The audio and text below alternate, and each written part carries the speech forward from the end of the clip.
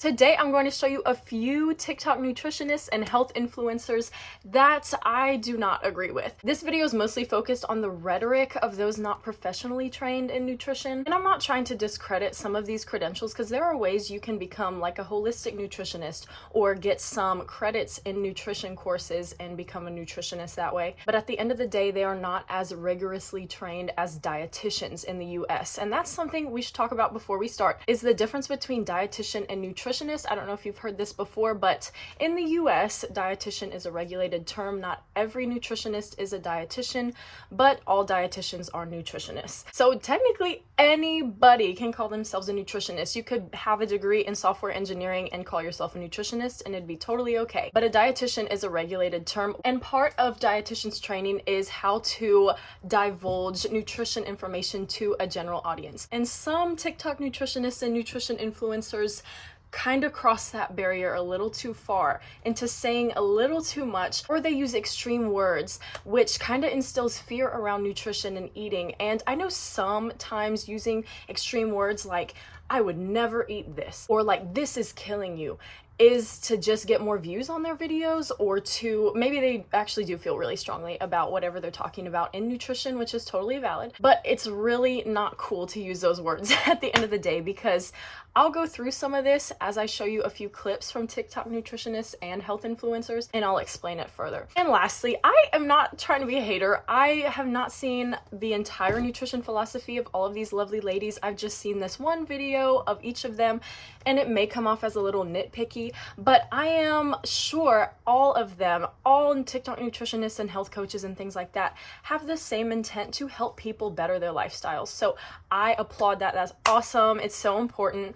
And so I'm not trying to call out these specific people. It's just some of the way things are said, which I try to be so careful in my own videos to say things in the right way, because oh my gosh, it's so hard. And we learn this in school too, on how to appropriately say certain things so that it's not misconstrued or misunderstood. And it can be really, really hard. Oh my goodness. All that to say, I'm Samantha, a graduate student in nutrition and dietetics with about a year to a year and a half left until I become a registered dietitian. So you hear I'm not even a dietitian yet. Oh my goodness. So please, please, please take this video with a grain of salt. It's for entertainment. And this video is just to help you best determine where to source your nutrition information and what you may and may not need to pay attention to. So all that to say, let's see the very first TikTok nutritionist health influencer I want to show you. So this one is pretty self-explanatory from the get-go, so go ahead and watch this clip. If you buy apples, even if they're organic, you have to do this, okay?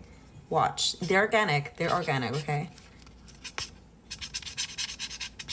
This is the wax that they put on them so it can look shiny and red and cute, and they do it on organic apples too. So you have to take this off. This accumulates in your gut, making it hard to use the bathroom. Having something foreign in your gut doesn't let anything go through, and it just disturbs it. It literally recognizes if it's real food or not. Now, I know a lot of these people have to keep coming up with new content to keep things relevant and to keep posting for their audience, so I totally get that. But most of us have way bigger things to focus on in our health and wellness lives before we think about taking the wax off of our apples. For example, you should probably limit your simple carbohydrates, your saturated fat, added sugar, balance your electrolytes, get enough sleep, get movement every week, manage your stress levels before you have to worry about taking the wax off your apples. Not to mention, if you throw kids in the mix, you gotta prepare 3 full meals a day for yourself, for your family, and nobody's really thinking about taking the wax off their apples, nor do they have time to. So I just think about, imagine if you are doing the right thing and making small, consistent changes in your diet, and you finally decided to get at least 1 serving of fruit a day, and you've been so good. One of your favorite things is apples because it's one of the cheaper fruits in the store compared to berries and other seasonal summer fruits. And you've been eating an apple very regularly at lunch. Maybe you alternate apples, bananas, oranges, something like that. And then you open this app, and then the first thing you see is you're doing it all wrong. You're ruining your gut eating these apples, even the organic ones. And now you feel like, have I been doing the wrong thing by adding a fruit in my diet? No, definitely not. To be honest with you, I don't feel sufficient in my own knowledge on the gut microbiome, so I don't like to talk about this too much. But saying things like this accumulates in your gut, and having something foreign in your gut doesn't let anything go through is not really correct. You can have foreign things in your gut and it just kind of goes through its motions, doesn't mean it's good for it. Now, would you be better off without the wax?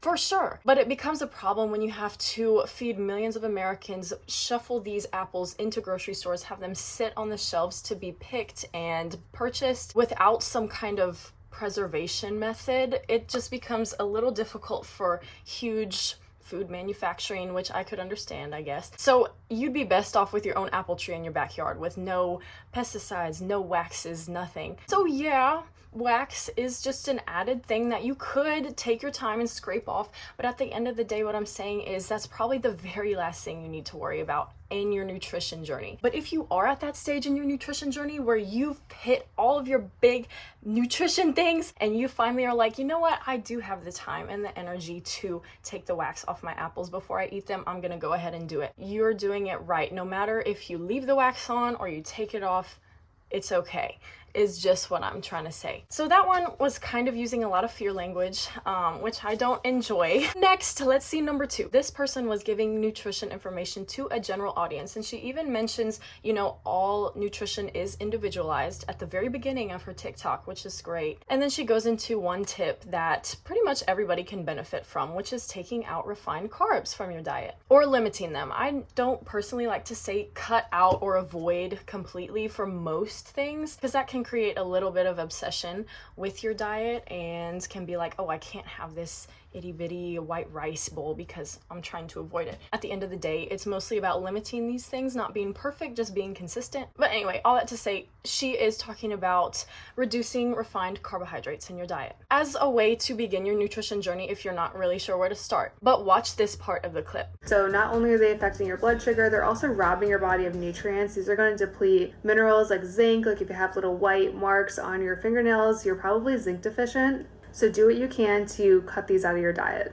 So similarly, I don't like the verbiage used where she says that refined grains are robbing your body of nutrients. Now that can be kind of true if you eat a lot of foods with oxalates or phytates, phytic acid, same thing, you'll hear both, which are a lot of whole plant foods, have those compounds in them that can prevent the absorption or limit the absorption of zinc. So yeah, if you're not eating a lot of zinc to begin with, which are in a lot of your animal foods, and then you also eat a whole lot of these whole plant-based foods, you can look these up on the internet, see which foods are high in phytates and oxalates and which foods are high in zinc. So if you do have an imbalance of a lot of those compounds like oxalates and phytates in your diet, and you don't have a lot of zinc containing foods, and you don't really take a multivitamin or anything like that, then yeah, you might be a little deficient in zinc. But that's the other thing, is using terms like you may be deficient in zinc, not you probably are deficient in zinc. And it can just be a lot to see at once on TikTok and can kind of give some wrong ideas if you don't even know what you're doing yet. And so she's totally right. If you do eat a lot of refined grains, that may be taking up space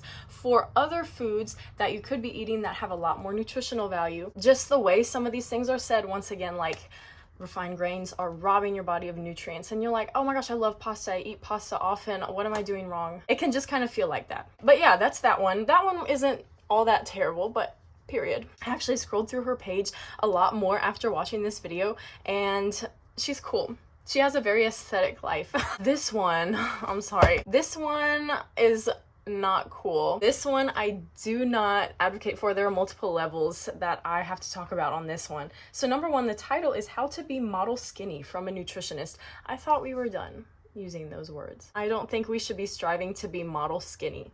That is not the point of nutrition, and you would never hear a dietitian say that. Or, you know, a dietitian that has professionalism would never probably say that. It's kind of a long TikTok, so let me sum up the beginning for you. She was talking about how fasting is a way to get model skinny and that it's not as dangerous as some people make it out to be. I don't know too much about fasting, so I don't want to speak too much on it. Although for some people it probably would be contraindicated, like for a 13-year-old girl looking to better her health, she probably does not need to fast, and just other things like that. So it's hard to generalize like fasting isn't that dangerous for a general audience. Once again, I will say anecdotally, I've heard of a lot of people benefiting from intermittent fasting and total fasting, like for 1 to 2 days or something like that, and they feel really good and they feel like they've gained some benefits from doing this. So I don't want to place fasting in a bad light entirely. I just just don't know too much about it, so I don't want to talk too much about it, although I do know a lot of people like doing it. So I know she probably wasn't talking to 13-year-olds or to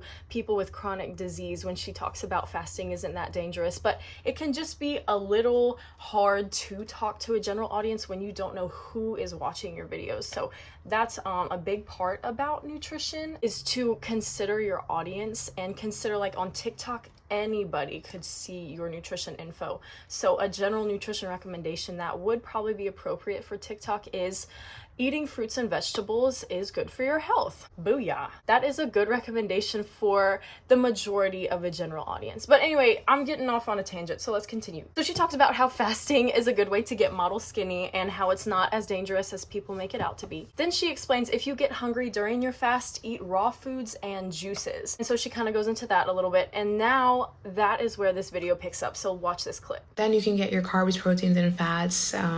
You can just do kind of like the bare minimum, exactly what you need, and then losing weight like that. So for example, if you weigh 140 pounds, you could have 140 grams of protein, but you don't have to do that. You can have around like 100 grams of protein or 75. And you can get that through like tofu or beans or whatever it may be.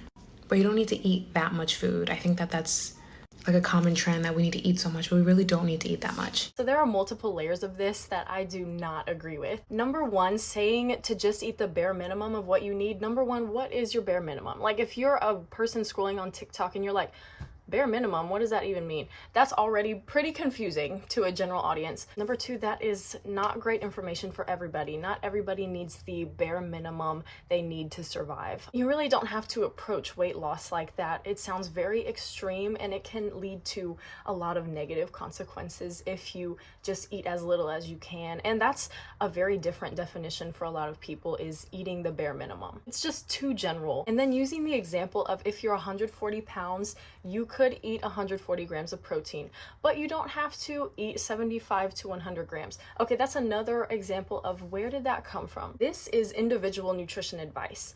Telling people the amount of grams of protein to eat for their body weight should not be posted on the internet. For most people, it wouldn't be dangerous, but for some people it would. It's also just not a good practice to give individual nutrition advice like that over the internet, because you're not quite sure who's watching and you're not sure how they will take that information. And there's a lot of explaining to do when you are calculating protein needs and when you are counseling on how to get that protein in your diet and why. Just, it's a whole conversation when you get into specifics like this, and it's not a good thing to just put it out there. Then she says you can get that through plant-based sources like tofu or beans or whatever. And I know those were just two examples that she gave, but there's a lot of contradicting information here when you really think about it. Then she says that you don't need to eat that much food at all, and that it's a common misconception that you need to eat a lot of food. That is also way too general and not really good information for most people. What does that mean? What does eating a lot of food mean to each person on an individual basis? And that is very damaging for somebody to come across who's maybe a young girl or a young guy or something who is really interested in getting healthier, or maybe they're feeling a little heavier than their peers and they come across this video. This is way too much information they do not need to be hearing. Some people could see this information and be totally fine, and it could offer some good information depending on how they take it, but as a whole video, this is not good nutrition advice. Because someone who's still growing, like in their teens, like who I would imagine would be looking for nutrition information on TikTok, does not need to hear that you don't need to eat that much food, or does not need to hear if you're 140 pounds, you need to eat between 75 and 140 grams of protein. That is such a huge range, and it's individual nutrition advice that someone one-on-one needs to give a client, not to the general public. And encouraging fasting and saying it's not really that dangerous to a general public is not great either. That's also more of a one-on-one conversation with a registered dietitian or other healthcare professional. So there's also a lot of contradicting information in this video. So first she says you don't need to eat a lot, but then you have to get, as a 140 pound person, between 75 grams and 140 grams of protein per day. And to get this, eat plant-based foods like tofu and beans, whole plant-based foods. So we're not talking about protein powders that are a blend of brown rice and pea protein, or we're not talking about soy protein isolate. We're talking about whole food sources. And you need to eat a whole lot of plant foods to get 75 to 140 grams of protein a day. So it's kind of contradictory. Don't eat a lot, but eat this much protein and get it from whole plant-based sources. It's not all coming together. Not a great video in my opinion. There's a lot of too general advice and a lot of potentially dangerous advice for some populations. Now watch this last clip. Here are 2 more foods I would never eat as a nutritionist. First ingredient of this is high fructose corn syrup. Also, caramel coloring is a known possible carcinogen. Next, bologna is full of preservatives and is an overly processed form of multiple types of meat. We've got the extreme language again. Foods I would never eat as a nutritionist. On the other hand, you would be better off not eating Sweet Baby Ray's and prepackaged deli meats. But I think of this video in 2 ways. Number one, I'm thinking about somebody who eats out maybe every day of the week or most days of the week, and they've finally gotten themselves to maybe bake some chicken at their house or some other kind of protein, and they're eating some at home now. But the only way they can eat that protein is if they have Sweet Baby Ray's with it. And so they decide, okay, I'm going to do that because I love the taste and I gotta have it this way. And then you come across this video on TikTok where it's saying that Sweet Baby Ray's is so bad for you and you're basically doing it wrong. Now, once again, it feels like, is all the effort I put into making healthier choices for nothing? No, it's great that you stop eating out and are now eating at home with some Sweet Baby Ray's. Although, of course, you are better off without high fructose corn syrup and caramel coloring and all of those preservatives, dyes, and sweeteners. But for some people, that can be just something they cannot give up, is Sweet Baby Ray's. And it is just a small component of their otherwise very healthy diet. And then when I think of the deli meat, I think of how a lot of these influencers and nutritionists are kind of out of touch, as in there are so many people who can't afford certain things, and maybe all of the protein that they can afford is from Spam or something else fairly cheap. And there are better sources than Spam that are cheap, like beans and rice, things like that. But sometimes we're doing the best we can, and sometimes the thing that you would never eat is the thing that is supporting these people's nutrition right now. Maybe that's all that they bought so that they can have adequate protein this week or whatever. Now we're getting into the topic of food security, which a lot of these nutrition videos are not targeted towards people who are struggling to buy food. You know, these luxury items that are promoted a lot by TikTok nutritionists and health coaches, like chia seeds and bee pollen and things like that, are not being purchased by the low income cohort. And so I know their audience is probably not those people, but I just think about that sometimes when we talk in extremes like that, like I would never buy this, or don't buy this, this is killing you, but it's all you can afford, is kind of like, I'm doing the best I can here. Or if you're really trying to make nutrition changes and you are doing small steps and you just can't give up that Sweet Baby Ray's yet, it's okay. The thing is, there are so many levels of health that we can improve on. You can probably always get better in your nutrition, but we gotta consider that some people are here in their nutrition journey and some people have made it all the way over here. I don't know why I cross my arms like this. And so when you're talking again to a general audience, it's important to consider everything. And so at the end of the day, most of this video is just cautioning you when you're viewing these videos that have extreme language in them, because it's always not black and white. Nutrition is very gray, and we're always learning something new. And I appreciate everybody who's trying to spread awesome health benefiting info, but sometimes it comes off the wrong way, is all I'm saying. The sun is shining. I need to get going. Thank you so much for watching. Let me know what you think. Subscribe if you like nutrition information, and I will see you later.